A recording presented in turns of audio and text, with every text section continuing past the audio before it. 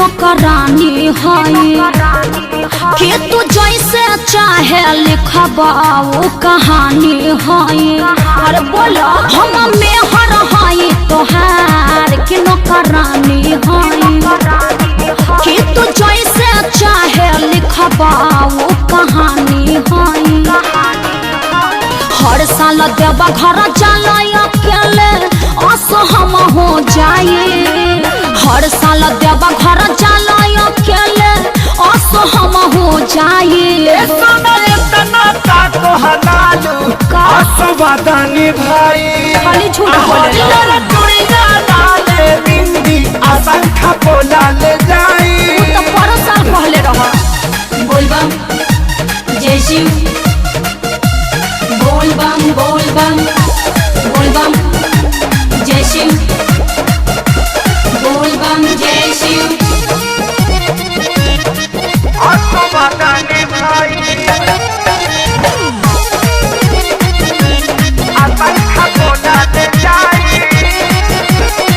तोहराए भुलावैला से ना भुलाए बात जानला।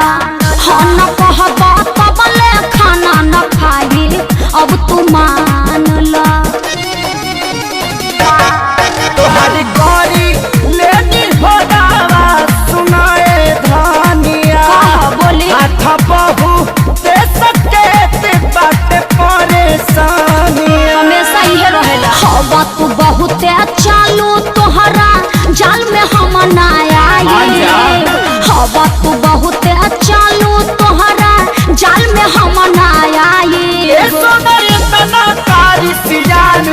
असरबादानी भाई चुड़िया लाले बिंदी संखा बोला ले आई। बोलबम बोलबम जय शिव जय शिव।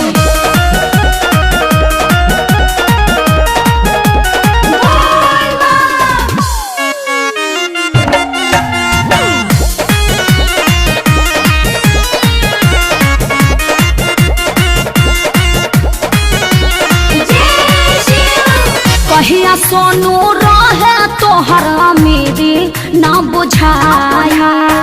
जिद कैले बिना घुमबले हो उ दिन आए। आज ले कहियो घुमैला नइखनो कारी हमारा सरकारी का करी हम पैसो काटे जिंदगी कुंदन खेसारी। हाँ तो सुन लो कैला जकवनो धोखा तोहके एह बेरा बताए। कैला जकवनो धोखा तोहके एह बेरा बताए। असरबादानी भाई सही कहता चुड़िया लाले बिंदी संखा बोला ले आई। हम मेहर है तोहार कि नौकरानी है कि तू जैसे चाहे लिखबा वो कहानी है। अरे बोला हम मेहर है तोहार कि नौकरानी है कि तू जैसे चाहे लिखबा वो कहानी है। हर साल देवा घर जाला अकेले असहम हो जाए। हर साल देवा घर जाला अकेले असहम हो जाए। असरबादानी भाई खाली झूठ बोले चुड़िया लाले बिंदी असंख्य बोला ले जाई।